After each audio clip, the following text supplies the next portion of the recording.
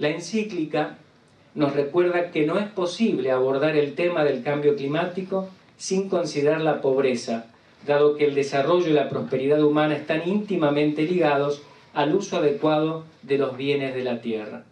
Si bien los bienes de la tierra están bajo la amenaza por destrucción ambiental causada por los seres humanos, entonces los pobres serán los primeros en sufrir estas consecuencias. Es más, los sectores más empobrecidos de nuestras sociedades son los que viven más expuestos a las variaciones del clima, por no tener recursos para afrontarlas o por vivir en áreas expuestas a los impactos más severos del cambio climático. E iluminan la vida. En otras palabras, lo que nos pide Francisco es redescubrir los valores esenciales de la vida, tanto individual como colectivamente. En este sentido, entiendo por un valor esencial, siguiendo a Francisco, es aquella idea o pensamiento que coopera con nuestra apertura a los otros, a la gente y a la tierra. O sea, que me hace ampliar la mirada un poco más y me permite descubrir e integrar a los otros en mi vida. En este sentido, debo sentirme tocado y afectado por las realidades de los otros.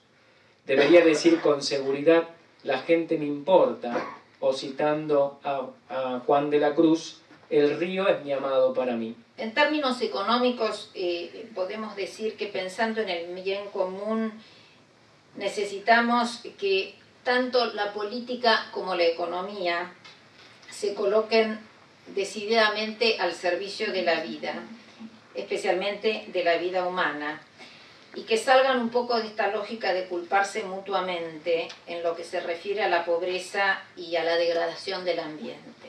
Yo creo que cada disciplina tiene que recoger un poco este guante en términos de todo lo que tenemos que hacer, y no solamente desde la teoría, sino también desde políticas concretas y acciones concretas para lograr que el mundo sea mejor, que el mundo sea sostenible y que las nuevas generaciones tengan un espacio amigable para llevar adelante su vida.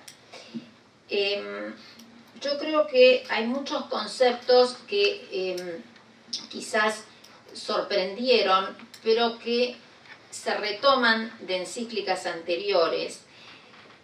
Quizás este lenguaje mucho más simple, mucho más descarnado, y que no necesita muchas interpretaciones o traducciones, hacen que sea mucho más difícil mirar para otro lado y nos insta a ponernos a trabajar concretamente. La encíclica nos invita a los universitarios a un triple diálogo en la investigación con los otros saberes, en el diálogo inter y transdisciplinario, en la docencia con las nuevas generaciones, pensar juntos, transmitir la pasión por aprender, por saber, por comprender, siempre como un proceso inacabado e inconcluso, y en la extensión con el territorio y la comunidad a través del aprendizaje-servicio, el aprender y el servir.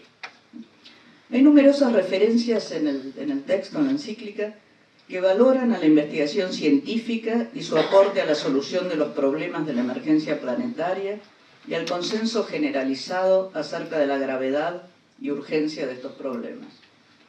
También aparecen múltiples invitaciones a revisar los presupuestos epistemológicos del paradigma tecnocientífico, así como al peligro de las disciplinas de encerrarse en los límites de sus propios lenguajes, que de algún modo acercan y del otro alejan de la verdad cuando no cuestionan su frontera, no se abren a otras experiencias y se cierran en certezas absolutas, negándose a la ilimitada aventura del pensar, a la reflexividad, que no es igual a racionalidad, y a la misteriosa gratuidad del don. Pero la encíclica nos hace ver también los peligros actuales del proceder científico, precisamente cuando, desde su válido objetivismo, pasa de la experiencia al experimento en procedimientos de cada vez mayor complejidad, por el cual en cierto modo fuerza a las cosas naturales a comportarse según una finalidad de transformación y dominio. Por cierto, desde siempre el hombre ha intervenido en la naturaleza, pero en los comienzos se trataba allí, en ese hacer, de saber dejarse conquistar por las sinuosidades de las cosas mismas, en las que esas cosas se insinuaban, ofreciendo su complicidad con el hombre comprensor, hacedor.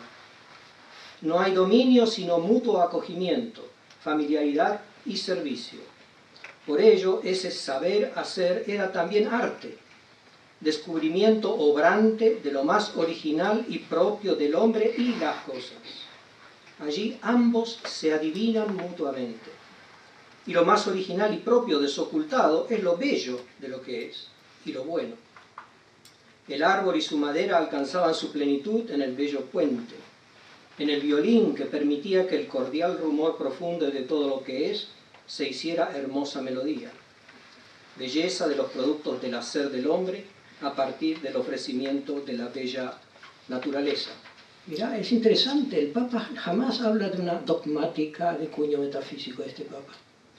El lenguaje es el lenguaje de un pastor. Una cosa que no se ha tenido suficientemente en cuenta en las discusiones que yo he leído, de las que me he enterado por los diarios y demás, se habla mucho de la sustentabilidad, etcétera, etcétera. Por cierto que de eso se trata. Pero no tomamos en cuenta que está hablando un pastor. Lo que está en juego aquí es precisamente el hombre y el hombre respecto de Dios. Lo que está en juego aquí finalmente es la salvación, que no es la salvación de no perecer físicamente, es otra salvación.